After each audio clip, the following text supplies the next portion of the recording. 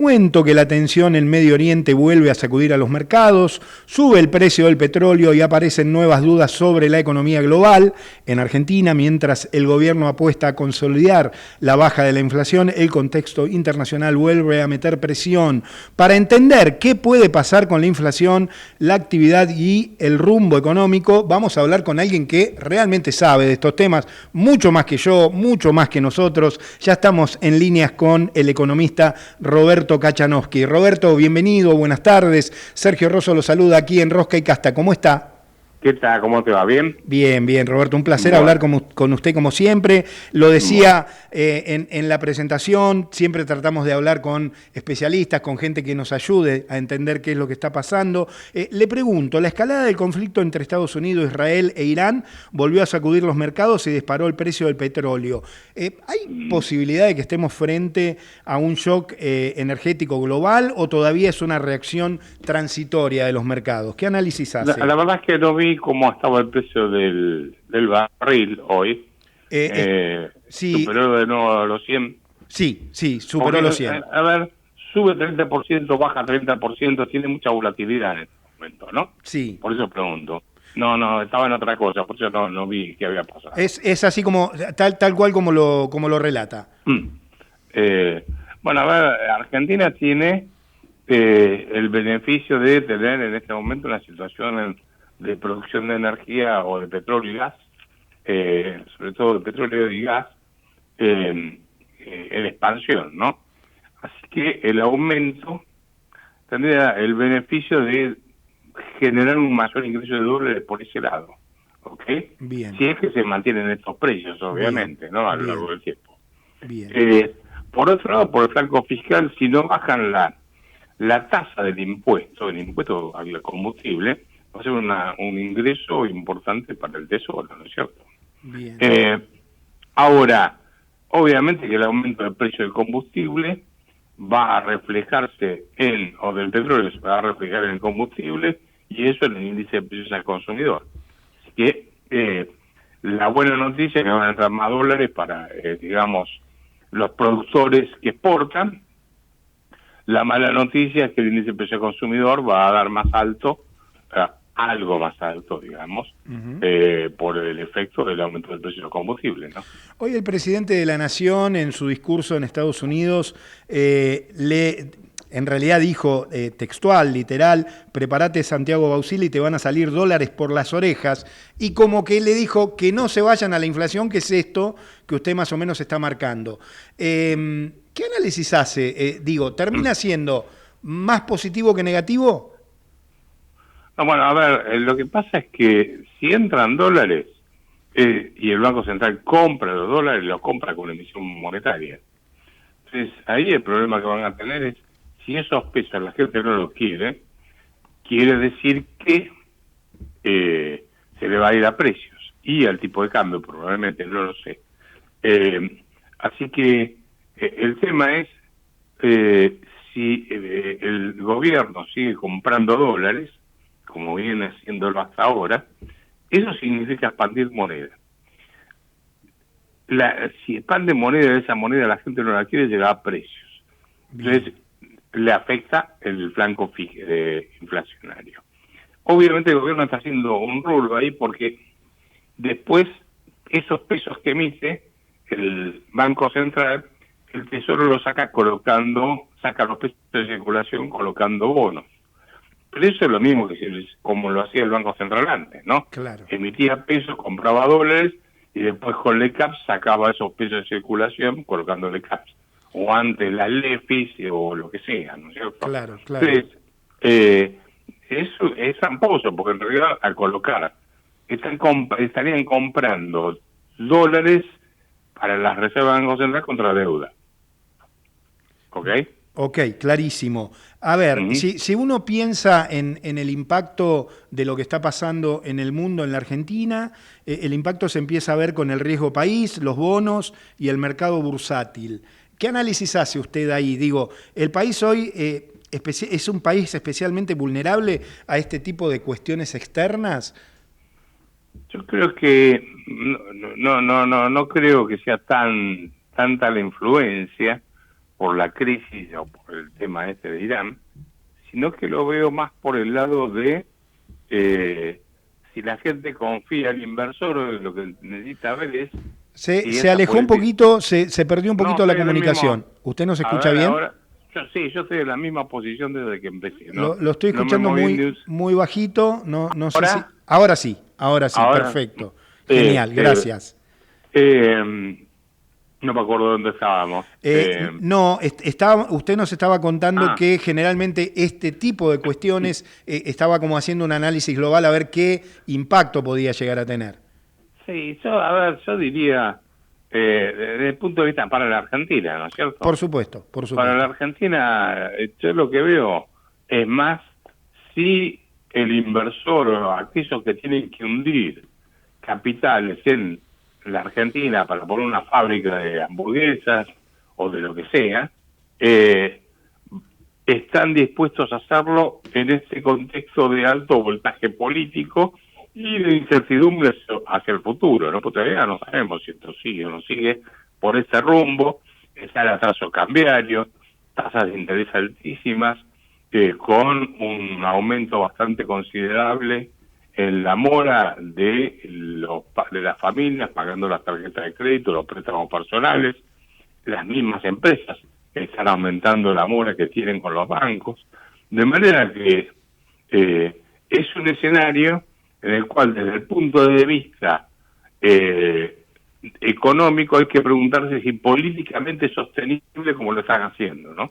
Bien, estoy hablando con Roberto Kachanowski, economista, y ¿cómo ve usted esa parte, la parte política, digo, con su experiencia, ¿no? Con tanta trayectoria, ¿qué ve usted, digo, en forma personal? Yo creo que la gente, el electorado argentino es muy volátil en su comportamiento. Basta con ver, siempre doy el ejemplo este, en el año 89 la competencia electoral era entre Menem y Angelos. Sí. Menem tenía un discurso claramente populista ¿cómo se llama? Salariazo, no sé cuántas cosas más. Y Angelos era el del lápiz rojo, el que iba a bajar el gasto público, etcétera. Ganó el discurso populista. Pero llegado Menem al gobierno, gira a 180 grados, empieza a privatizar, a desregular, pone la convertida, en fin, va a una economía más de mercado y hacia Occidente, ¿correcto? Sí. Muy bien, o sea que la gente votó populismo y después Menem hizo la inversa. Ahora, llega el año 95, cuando Menem busca la reelección, la gente ya sabía que lo que había dicho en el 89 no lo estaba haciendo, era exactamente lo contrario, y sin embargo lo votó, porque ganó las elecciones de medio término, las elecciones del 95, a Bordón y Chacho Álvarez, pero con la fusta abajo del brazo, le sacó una diferencia fenomenal.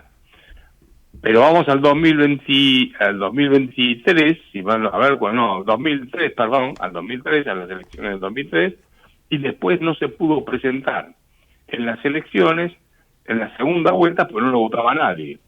Y la gente empezó a votar todas las contrarreformas que había. La contrarreforma votó el kirchnerismo, que era la contrarreforma de las reformas que había hecho Menem, por las cuales había ganado por una gran diferencia en el año 95. Bien. ¿Se entiende? Sí, es que uno mira la historia de la política argentina, de cómo vota la gente, y al principio hay una euforia bárbara, después se empieza a diluir esa euforia, y el tipo que es invencible termina como terminó Menem, ahí en el Congreso, ¿no? En el Senado. Clarísimo. A ver, el gobierno sostiene que está ordenando la macroeconomía. ¿Usted cree en esa línea argumental? ¿Qué le parece? Bueno, en rigor yo creo, por empezar, usan la tasa de interés para frenar el tipo de cambio, y de esa forma usan el tipo de cambio, el dólar lo pisan, lo anclan para tratar de frenar la tasa de inflación, que tampoco la tienen tan frenada, porque ayer salió el índice de precios del consumidor en Capital Federal. Totalmente. Vamos a ver, 2,6. Mañana o el jueves, no me acuerdo cuándo es, el sale jueves. El jueves sale el nacional. Vienen con 7 meses mínimo, o 8, de subas permanentes. A ver, desde junio del año pasado, que empezó a subir el índice de precios consumidos todos los meses, o sea que estamos, desde el punto de vista de actividad económica, en estancamiento con inflación. Claro. Quien estaba viendo los datos de la Cámara Argentina de Comercio, que hizo el relevamiento, y uno, no sé si vieron los datos, de la cantidad de locales que hay vacíos en Capital Federal y en La Plata, cómo aumentó la cantidad. Sí, ¿no? es increíble ese dato, sí. Y sobre todo en la avenida Cabildo es la que más pierde. Pero bueno, eso le está mostrando que hay una recesión muy grande, o estancamiento, si quieren, con inflación, atraso del tipo de cambio. Entonces, tiene ahí un montón de distorsiones que yo no creo que vayan a poder resolverlo tan fácilmente, porque lo que hacen es, atrasan los salarios, que están creciendo por debajo de la tasa de inflación, así que el consumo no empuja, hay ingresos de bienes del exterior, porque atrasan el tipo de cambio, con lo cual subsidian las importaciones, y eso obviamente genera procesos de desocupación, cierre de empresas. Se calcula que en la Argentina se cerraron, de acuerdo a ARCA, 15.000 empresas desde noviembre del 23 hasta agosto del año pasado, que es el último dato que dan. Así que yo no sé si esto socialmente aguanta tanto, ¿no? Claro, le iba a preguntar eso, Roberto, porque el consumo todavía parece sumamente débil. ¿Y cuánto puede tardar en recuperarse la economía y aguantar ese extracto social, no? Por eso digo, a ver, tenemos un problema de empresas que están cerrando. Cuando digo empresa, no es solamente FATE. No, claro. Es el kiosco de la esquina, ¿eh? No, claro. El kiosco, ojo, no es solamente las grandes empresas que se van. O sea, los chiquitos quedan pulverizados. De ahí está el dato de los locales, ¿no? Absolutamente. Roberto, le voy a hacer la última agradeciéndole mucho su tiempo. ¿Y cómo analiza, el presidente hoy tuvo también expresiones muy fuertes contra Roca y Madanes, los acusó de estar en convivencia con políticos ladrones, de atacar a los argentinos durante muchos años? Digo, políticamente, ¿cómo ve eso? Política y económicamente. Fue a Estados Unidos a hacer un discurso para el mercado interno. Bien. Para el mercado político, le habló a sus seguidores, pero no le habló al tipo que tiene que invertir en la Argentina. Claro. ¿Y ve condiciones como para que se inviertan en Argentina con digamos, con este nivel político que hay hoy, de tanta confrontación? Yo creo que no. Por lo menos no en el volumen que necesita Argentina de inversión. Argentina tiene una tasa de inversión en este momento de unos 15, entre 3 y 15 puntos de Producto Bruto. Para que tenga una idea, hay un stock de capital que mantener, que son más o menos, para que, digamos, todo el capital quiera ir circulando, en rutas, en fábricas, en lo que sea, ¿no? Uh-huh. La inversión tiene que ser del 20% del Producto Bruto para cubrir la amortización de ese stock de inversión total que hay en el país. Para crecer hay que estar más o menos en el orden del 25%. Así que estamos como 10 puntos abajo de eso. Para llegar al 25% se requiere, yo diría, más previsibilidad desde el punto de vista político, pero sobre todo alguien que no esté con un comportamiento permanentemente agresivo hacia todo el mundo.